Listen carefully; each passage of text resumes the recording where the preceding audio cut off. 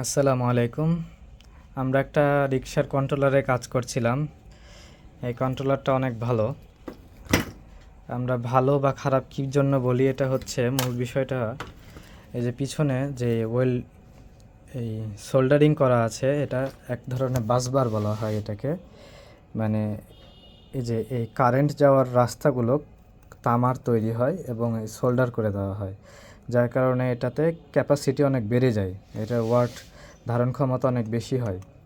তো সহজেই এই বোর্ডগুলো নষ্ট হয় না, অথবা যদি বোর্ড নষ্ট হয় বা মসফেট নষ্ট হয় তাহলে বোর্ডটা পুড়ে যায় না, যার কারণে এটা ভালো বলা হয়। তো আপনারা যখন দেখবেন যে পিছনে এরকম বার দিয়ে সোল্ডার করা, তখন বুঝতে হবে যে কন্ট্রোলারের কোয়ালিটিটা অনেক ভালো। তো এই কন্ট্রোলারের ক্যাপাসিটারগুলো সব ব্লাস্ট হয়ে গেছিলো, এই ব্লাস্ট হয়ে গেছিলো, মোটরটাও পুড়ে গেছে। কন্ট্রোলারের তিনটা সাইডেরই মসফেট নষ্ট হয়ে গেছে।